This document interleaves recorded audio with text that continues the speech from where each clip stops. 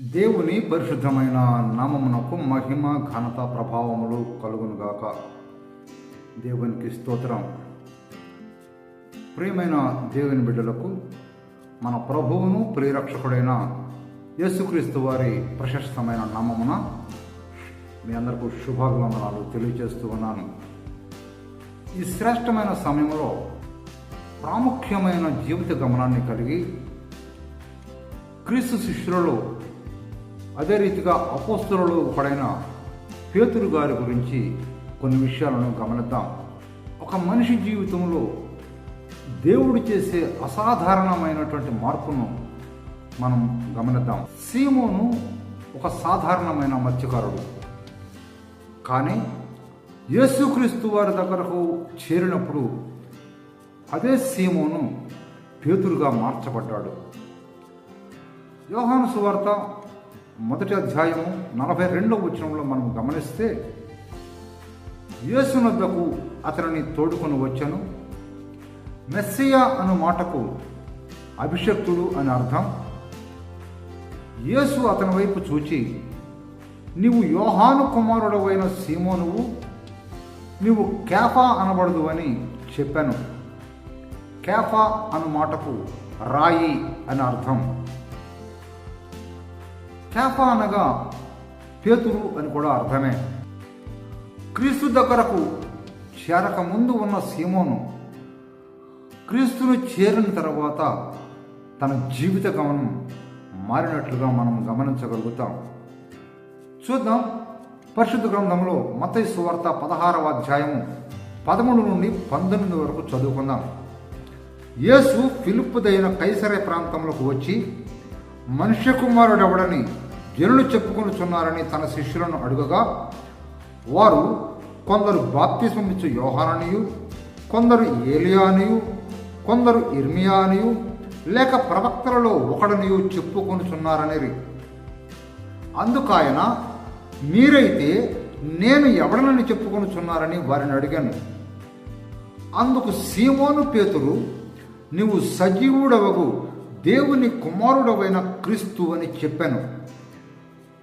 అందుకు యేసు, సీమోను బర్యోనా, నీవు ధన్యుడవు. పరలోకమందున్న నా తండ్రి ఈ సంగతి బయలుపరిచితేనే గాని నరుడు నీకు బయలుపరచలేదు. మరియు నీవు పేతురువు, ఈ బండ మీద నా సంఘమును కట్టుదును. పాతాళలోక ద్వారములు దాని ఎదుట నిలువ నేరవని నీతో చెప్పుచున్నాను. పరలోక రాజ్యం యొక్క తాళపు చెవులు నీకు ఇచ్చేదను. నీవు భూలోకమందు దేనిని బంధించదువో అది పరలోకమందును బంధింపబడును, భూలోకమందు దేనిని ఇప్పుదువో అది పరలోకమందును ఇప్పబడనని అతనితో చెప్పాను. ఇక్కడ గమనిస్తే సీమోను పేతురు అని, సీమోను బర్యోనా అని పేర్లు మనకు కనిపిస్తూ ఉంటాయి. సీమోను అనగా వినువాడు అని అర్థం. పేతురు లేదా కేఫా అనగా రాయి అని అర్థం. బర్యోనా అంటే యోనా కుమారుడు అని అర్థం. బైబిల్ గ్రంథంలో పేతురు తండ్రి పేరు యోహాను అని ప్రస్తావించబడింది. బర్యోనా అని క్రీస్తు ప్రభువు పిలిచిన సందర్భం కూడా మనం చూస్తూ ఉంటాం. అంటే యోనా కుమారుడు అని. బెత్సైదా ప్రాంతంలో నాటి కాలంలో చేపలు పట్టే వృత్తి వారిని బట్టి యోహానును యోనాగా కూడా పిలిచేవారు. మనం పేతురు యొక్క జీవిత గమనాన్ని పరిశీలిస్తున్నాం కనుక బర్యోనాగా, సీమోనుగా చేపలు పట్టే వృత్తిలో ఉన్నటువంటి పేతురు క్రీస్తు చేత, క్రీస్తు కొరకు, క్రీస్తు మీద కట్టబడిన సంఘమును కాయడానికి, సంఘమును మేపడానికి క్రీస్తు ద్వారా ఎంచుకోబడ్డాడు. అంటే పేతురు యొక్క జీవిత గమనంలో జరిగిన మార్పులు, దేవుడు పేతురు యొక్క జీవితంలో చేసిన కార్యాలు మనం గమనించే వారంగా ఉండాలి. యోహాను సువార్త 21వ అధ్యాయము 15 నుండి 18 వచనాలలో మనం పరిశీలన చేస్తే, యోహాను కుమారుడవైన సీమోను, నీవు నన్ను ప్రేమిస్తున్నావా? నా గొర్రెలను మేపు. నన్ను ప్రేమిస్తున్నావా? నా గొర్రెలను కాయి. నన్ను ప్రేమిస్తున్నావా? నా గొర్రెలను మేపు అని ఒక గొప్ప బాధ్యతను పేతురుకు అప్పగించడం మనం చూస్తాం. సీమోను ఆ స్థాయికి రాగలిగాడు అంటే పేతురు యొక్క జీవితంలో కలిగిన మార్పే కారణం. మనము కూడా సీమోను వంటి వారమే. అనేక మంది సీమోనులను అనగా కేవలము వినుటకు మాత్రమే ఆసక్తి కలిగిన వారుగా ఉండేవారని చాలామందిని మనం చూసి ఉంటాం. అది దేవుని చిత్తాన్ని నెరవేర్చే స్థితి అయితే కాదు. సీమోను పేతురు యొక్క స్వభావాన్ని మనం గమనించగలిగితే సీమోను పేతురు భావోద్వేగాలు కలిగిన వాడు. మత్తయి సువార్త 14వ అధ్యాయం 28 నుండి 31 వరకు మనం గమనించగలిగితే నీటిపైన నడిచినటువంటి పేతురు గాలిని చూచి ఉద్వేగానికి లోనై నీటిలో మునిగిపోయే పరిస్థితిలోనికి రాగలిగాడు. అంటే భావ ఉద్వేగాలు పేతురులో ఉన్నాయని మనకు అర్థమవుతుంది. రెండవదిగా గమనిస్తే ఆలోచించకుండా తొందరపాటు నిర్ణయం తీసుకునేటువంటి మనస్తత్వం కలిగిన వాడు పేతురు.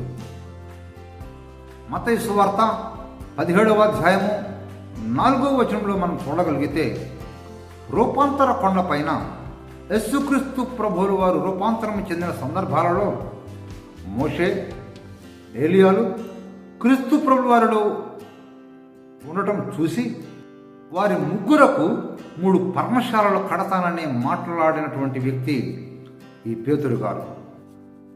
జరిగిన సందర్భాలు ఏంటి, ఏం జరగబోతున్నాయి అన్న విషయాలు తెలియకుండా తొందరపాటు నిర్ణయంతో మీ ముగ్గురకు ఇక్కడ పర్ణశాలలు కడతానని మాట్లాడటం అనేది చూస్తే ఆలోచన ధోరణి లేనటువంటి పేతురుగా మనకు కనిపిస్తూ ఉంటాడు. పేతురు బహుకోపదారి.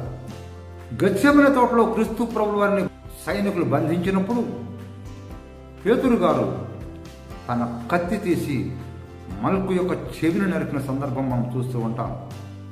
అంతేకాదు యేసుక్రీస్తు ప్రభువుల వారు కలువరి శిలువకు కొనిపోబడుతూ ఉన్న సందర్భాలలో క్రీస్తును ఎరుగను అని ముమ్మారు అబద్ధమాడినటువంటి వాడిగా పేతురు గారు మనకు కనిపిస్తూ ఉంటారు పరిశుద్ధ గ్రంథంలో.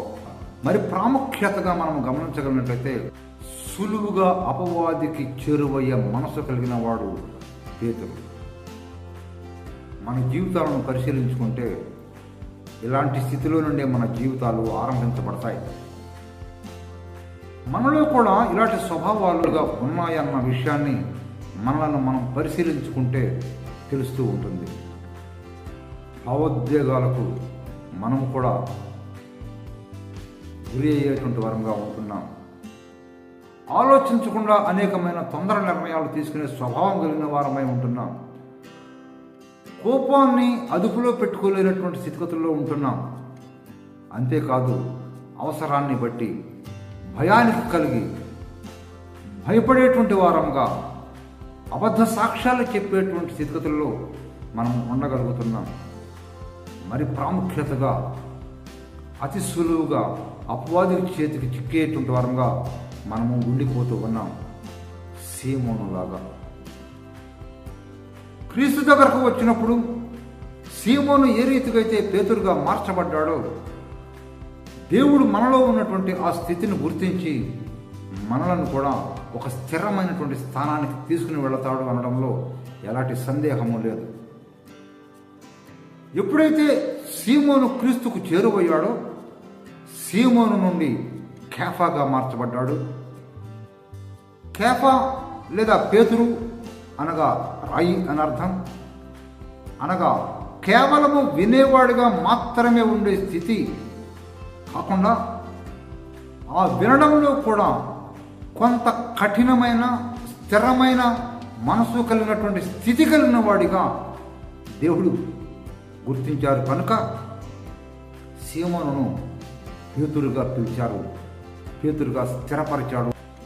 మనము కూడా విని ఉండేవారంగా ఉండకుండా వినుట ద్వారా విశ్వాసం అభివృద్ధి పరుచుకుంటూ ఒక స్థిరమైన నిర్ణయాలను తీసుకునేటువంటి దిశగా కొనసాగటానికి క్రీస్తు ప్రభుల వారి దగ్గరకు రావలసిన ఆవశ్యకత ఎంతైనా ఉన్నదని మీకు తెలియచేస్తూ ఉన్నాను. పేతురు వృత్తి జాలరి, చేపలను పట్టేవాడు. అదే వృత్తిని పేతురు యొక్క జీవిత విధానాలలో మార్పును తీసుకుని వచ్చేటువంటి రీతిగా పేతురును మార్చినటువంటి సంఘటన మనకు అక్కడ కనిపిస్తూ ఉంటుంది. క్రీస్తు తన సాధనంగా వాడుకోవడానికి పేతురును మలుచుకున్నాడు అన్నటువంటి విషయం మనం గమనించగలిగితే, మనం చేసే వృత్తిని ఆధారంగా చేసుకొని అదే వృత్తిని దేవునికి సాక్షిగా, దేవునికి పనికి వచ్చే సాధనంగా దేవుడు మలుచుకోవడానికి ఇష్టపడతారు అనే విషయం మనకు అర్థమవుతూ ఉంటుంది. ఒకప్పుడు లోకానికి సంబంధించినటువంటి చేపలను పట్టుకొని లోక సంబంధమైనటువంటి సంపాదన కొరకు ప్రాకులాడినటువంటి సీమోను మనుషులను పట్టే జల్లర్గా మార్పు చెందటం మనం చూస్తూ ఉంటాం. ఎంత అద్భుతమైనటువంటి జీవిత గమనంలో మార్పు! ఈ మార్పు రావాలి అంటే క్రీస్తు ప్రభుల వారి దగ్గర మాత్రమే సాధ్యం అనే విషయాన్ని మీకు తెలియజేస్తూ ఉన్నాను. లూకా సువార్త 5వ అధ్యాయము 1వ వచనం నుండి మనం గమనించగలిగితే, జనసమూహము దేవుని వాక్యము వినుచు ఆయన మీద పడుచుండగా ఆయన గిన్నె సరెతోను సరస్సు తీరమున నిలిచి సరస్సు తీరమున ఉన్న 2 దోణులను చూచెను. జాలరులు వాటిలో నుండి దిగి తమ వలలు కడుగుకొనుచుండిరి. ఆయన ఆ దోణులలో సీమోనుదైన ఒక దోణి ఎక్కి దరి నుండి కొంచెము త్రోయమని అతనిని అడిగి కూర్చుండి దోణుల నుండి జనసమూహములకు బోధించుచుండెను.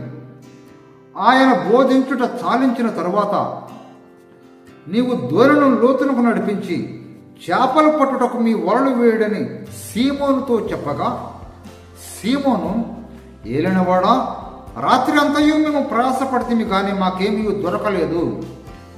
ఆయనను నీ మాట చొప్పున వలలు వేతునని ఆయనతో చెప్పాను. వారు అలాగు చేసి విస్తారమైన చేపలు పట్టిరి. అందుచేత వారి వలలు పిగిలిపోవచ్చుండగా వారు వేరొక దొరలోనున్న తమ పాలివారు వచ్చి తమకు సహాయము చేయవలనని వారికి సంజ్ఞలు చేసిరి.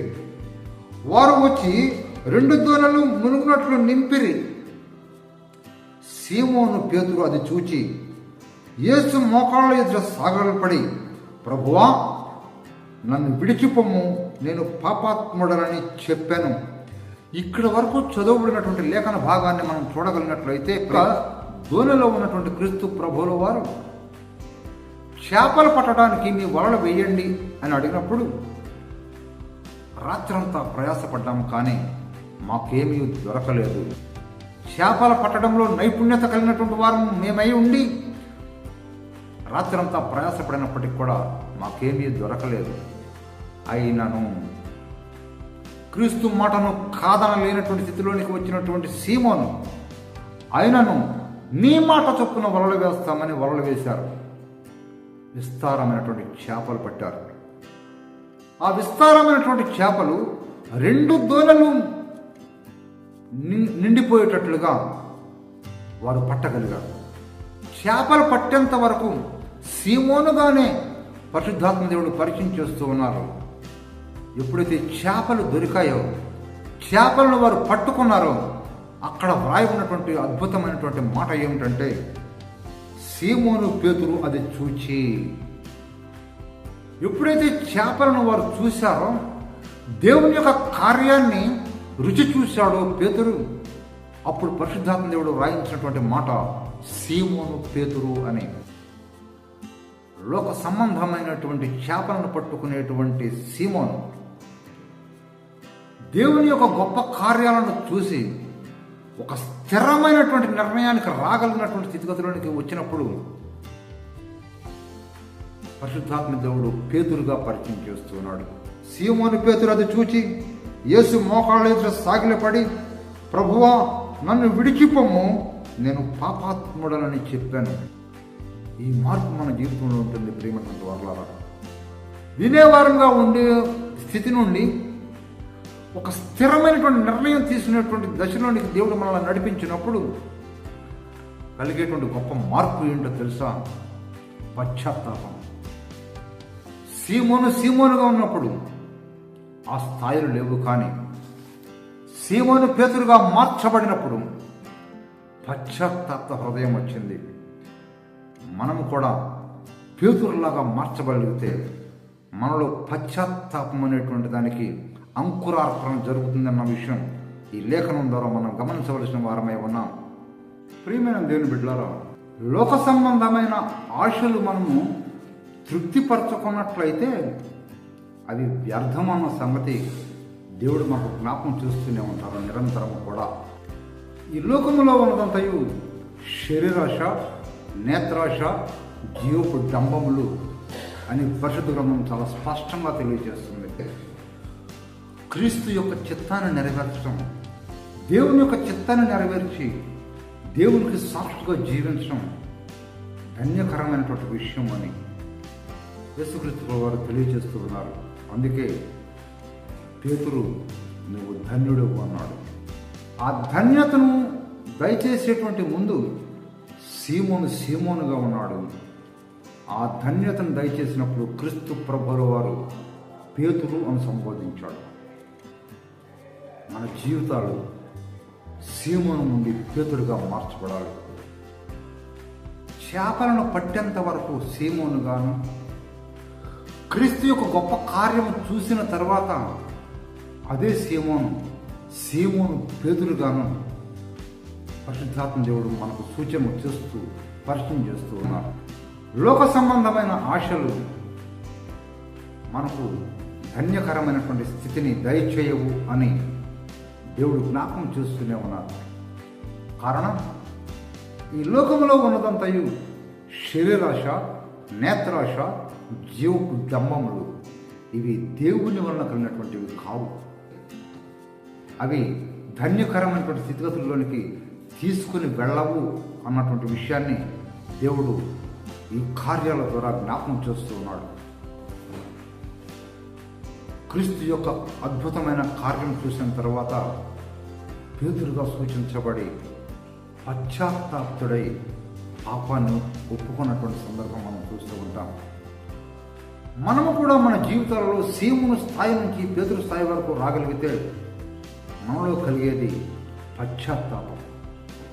గత జీవితంలో మనం చేసినటువంటి దేవునికి వ్యతిరేకమైన ప్రతి కార్యమును దేవుని దగ్గర ఒప్పుకోవడానికి దేవుడు అవకాశాన్ని కలిగిస్తారు. ఈ లోక సువార్త 5వ అధ్యాయం 11వ వచనంలో మనం గమనించగలిగితే, వారు దోణులను దరికి చేర్చినంతటా సమస్తమును విడిచిపెట్టి ఆయనను వెంబడించరి. అద్భుతమైనటువంటి కార్యం. ఏ చేపల కోసమైతే రాత్రంతయో ప్రయాసపడ్డారో, ఏ చేపల కోసమైతే ఆ వృత్తిని చేపట్టుకుని దానిపైన జీవన విధానాన్ని కొనసాగించుకుంటూ వచ్చారో,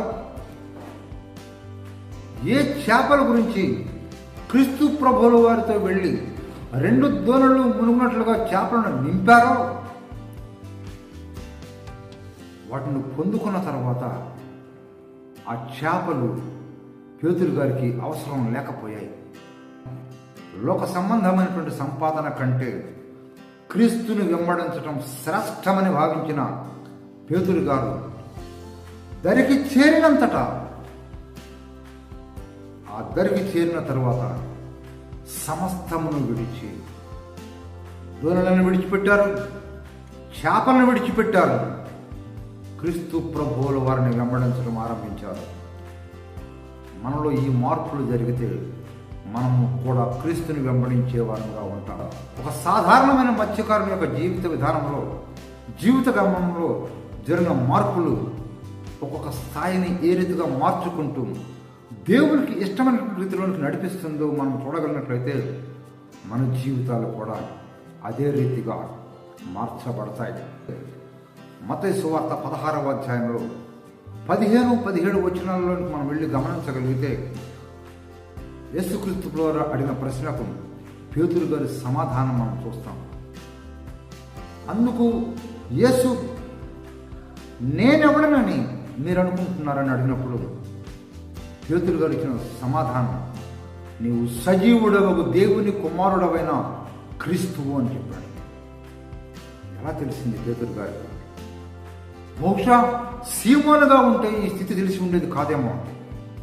పేతురుగా మార్చబడిన తర్వాత, ఒక స్థిరమైనటువంటి నిర్ణయానికి రాగలిగిన మనస్సు కలిగినటువంటి తర్వాత పేతురు గారు చెబుతూ ఉన్నటువంటి మాట, నువ్వు సజీవుడవగు దేవుని కుమారుడవైన క్రీస్తువు. ఎంతగా క్రీస్తుని వెంబడించాడో, ఎంతగా క్రీస్తుని గురించి అధ్యయనం చేశాడో, ఎంతగా క్రీస్తుని గురించి అవగాహన తెచ్చుకున్నాడో, ఎంతగా క్రీస్తుని గురించి చెప్పడానికి స్థిరమైన మనసును కలిగి ఉన్నాడో మనం గమనించవలసిన వారమై ఉన్నాం. ఆ స్థితిలోకి వచ్చినప్పుడు యేసుక్రీస్తు ప్రభువు వారు చేసినటువంటి గొప్ప కార్యం ఏంటంటే, పేతురు నీవు రాయివి, ఈ బండ మీద నా సంఘాన్ని కడతాను అని అన్నారు. పేతురు రాయి మాత్రమే, కానీ ఆ రాయిలో బండను చూస్తున్నారు యేసుక్రీస్తు ప్రభువులో వారు. పేతురు నీవు రాయివి, ఈ బండ మీద నా సంఘాన్ని కడతాను అన్నారు. సీమోనులో పేతురును చూచిన క్రీస్తు, వినేవాడుగా ఉండేవానిలో ఒక స్థిరమైనటువంటి స్థితి ఉన్నది అని గమనించి పేతురుగా మార్చినటువంటి క్రీస్తు పేతురు గారితో చెప్పినటువంటి మాట, మరియు నీవు పేతురువు అనగా రాయివి, ఈ బండ మీద నా సంఘాన్ని కడతాను అన్నాడు. పాతాళంలో ఒక ద్వారంలో దాని ఎదుట నిలువ నేరవు అని పేతురుతో చెప్పారు యేసుక్రీస్తు ప్రభువు వారు. చూడండి, పేతురు రాయి మాత్రమే, రాయి బండ కాదు. రాయి బండలోని భాగమే, కానీ సంఘమును మాత్రం బండ మీద కట్టబడుతుందని దేవుని వాక్యం చెబుతూ ఉంది. ఆ బండ ఎవరు అంటే పరిశుద్ధ గ్రంథంలో క్రీస్తును గురించి బండగా సూచించబడినటువంటి లేఖనాన్ని మనం చూస్తే, అపోస్తలుడైన పౌలు గారు కొరింథీయులకు రాసిన మొదటి పత్రిక 10వ అధ్యాయం 4వ వచనంలో మనం గమనిస్తే, అందరూ ఆత్మ సంబంధమైన ఒక్క పానీయమనే పానము చేసిరి, ఎలయనగా తమ్మును వెంబడించిన ఆత్మ సంబంధమైన బండలోనిది త్రాగిరి, ఆ బండ క్రీస్తే. సంఘం అనేది క్రీస్తుపైనే కట్టబడాలి. సంఘములకు పునాది క్రీస్తే. క్రీస్తు అనే బండపైన కట్టబడినటువంటి సంఘం పేతురు అనేటువంటి రాయి పైకి రావాల్సి ఉంది. రాయి పైకి ఆ సంఘము రావాలి అంటే, ఆ రాయి పైన సంఘం నిలబడాలి అంటే, ఆ రాయి బండగా మారవలసిన ఆవశ్యకత ఎంతైనా ఉన్నది. అనగా పేతురు క్రీస్తుగా మారడం కాదు, కానీ పేతురు క్రీస్తు యొక్క సారూప్యతను, క్రీస్తు యొక్క స్వభావాన్ని పొందుకున్నవాడిగా మార్పు చెందవలసిన అవసరత ఉంది అని క్రీస్తు ప్రభు వారు జ్ఞాపకం చేస్తూ ఉన్నారు. ఆ రాయిలో బండను చూశారు క్రీస్తు ప్రభుల వారు. ఈ బండ మీద నా సంఘాన్ని కడతాను అన్నారు. ఏమిటండి దేవుని బిడ్డలారా, సంఘం క్రీస్తుపైనే కట్టబడుతుంది. కానీ నాటి సంఘంలో, ఆది సంఘంలో క్రీస్తు చేత ఏర్పాటు చేయబడినటువంటి సంఘాన్ని దేవుడు ఎవరికి అప్పగించాడో తెలుసా? సీమోను నుండి పేతురుగా మార్చబడినటువంటి యోహాను కుమారుడుకు దేవుడు అప్పగించాడు. ఎంతటి అద్భుతమైనటువంటి స్థాయిలోనికి దేవుడు పేతురు నడిపించాడో చూస్తే గొప్ప పాఠం నేర్పించబడినట్లుగా అనిపిస్తూ ఉంటుంది. సీమోను నుండి పేతురుగా మార్చబడినటువంటి మనము, రాయిగా మార్చబడినటువంటి మనము, రాయి స్థితిలో నుంచి బండగా మార్చబడిన స్థితిలోనికి మనం వెళ్ళి తీరాలి. క్రీస్తు సారూప్యతను ధరించుకున్న వారముగా మనం ఉండాలి. క్రీస్తును కనబరిచేటువంటి వారముగా మనం ఉండాలి. ఆ స్థితిగతుల్లో ఉంటే దేవుడు తన సంఘాన్ని మన మీద నిలపడానికి అనుమతిస్తారు అనే విషయం పేతురు గారి ద్వారా మనకు అవగాహనకు వస్తుంది. క్రీస్తు చేతిలో పడినటువంటి రాయి ఏ స్థాయిలోకి మార్చబడింది అంటే, క్రీస్తు తన సంఘాన్ని కాయడానికి, తన సంఘాన్ని మేపడానికి, అంతేకాదు పరలోక రాజ్య తాళపు చెవులు కలిగి ఉండే స్థాయికి మార్చబడింది. అంటే పేతురు యొక్క జీవితం ఏ రీతిగా ప్రయాణాన్ని కొనసాగించుకుంటూ దేవుని చిత్తాన్ని నెరవేర్చే స్థాయిలోనికి ఎదగగలిగిందో మనకు అర్థమవుతూ ఉంటుంది. మనం కూడా సాధారణమైన వారమే, మనం కూడా సీమోను వంటి వారమే. మన యొక్క గమనం ఏ రీతిలో సాగుతుంది? మనము క్రీస్తు దగ్గరకు రాగలుగుతూ ఉన్నామా? రాగలిగితే మనలో ఉన్నటువంటి మనకు దేవుని యొక్క సాధనంగా వాడబడటానికి మనలో ఏ స్థాయి ఉందో ఆ స్థాయిలోనికి దేవుడు మలుస్తాడు అనడంలో ఎలాంటి సందేహము లేదు అని పేతురు యొక్క జీవితం మనకు పాఠాన్ని నేర్పిస్తూ ఉంటుంది. మరొక విషయాన్ని కూడా మీకు జ్ఞాపకం చేస్తాను. మనం అనుకున్నాం పేతురు భయస్థుడు, పేతురు తొందరపాటు స్వభావం కలిగినటువంటి వాడు, పేతురు ఆశాపరుడు, పేతురు ఉద్వేగభరితమైనటువంటి మనస్సు కలిగిన వాడు, పేతురు అబద్ధీకుడు. ఇన్ని స్వభావాలు కలిగినటువంటి పేతురు క్రీస్తు ప్రభువారి చేతిలో బండగా మార్చబడి క్రీస్తు ద్వారా ఒక గొప్ప అధికారాన్ని చేజిక్కించుకున్నటువంటి పేతురు గారిని చూసినట్లయితే పెంతుకోస్తు దినమున క్రీస్తుని గురించి ధైర్యంగా ప్రకటించగలిగినటువంటి స్థాయిలోనికి ఎదగగలిగాడు. శృంగారం అనే దేవాలయపు మెట్లపైన కుంటివాడుని స్వస్థపరిచి దేవుని నామ మహిమార్థమై కార్యం జరిగించే స్థాయిలోనికి పేతురు గారు రాగలిగారు. అంటే పేతురు యొక్క జీవితంలో దేవుడు చేసినటువంటి అద్భుతమైనటువంటి కార్యం మన జీవితంలో దేవుడు చేయలేడా? మన జీవితాలను దేవుడు మార్చలేడా? సాధారణమైనటువంటి సీమలోని పేతురుగా మార్చి రాయిగా ఉన్నటువంటి స్థితి నుండి బండవాగా మార్చి సంఘాన్ని పరలోక రాజ్యపు తాళపు చెవులను అప్పగించేటువంటి స్థాయిలోనికి నడిపించినటువంటి క్రీస్తు నిన్ను నన్ను ఆయన చిత్తానుసారమైనటువంటి ఉన్నతమైనటువంటి స్థానంలోనికి నడిపించలేరా? ఒకసారి ఆలోచిద్దాం. మన జీవితం సీమోనులాగా మొదలు పెట్టడం తప్పు కాదు. లోకంలో మనం పుడుతున్నాం, లోకంలో ఉంటున్నాం, లోక సంబంధమైన అనేక కార్యకలాపాలలో మనం పాలుభాగస్తులుగా ఉంటున్నాం, వినేవారిగా ఉంటున్నాం. క్రీస్తు దగ్గరకు చేరగలిగితే మన జీవితాలు మార్చబడతాయి. మన జీవితాలు ధన్యకరమైనటువంటి స్థితిగతుల్లోనికి రాగలుగుతాయి.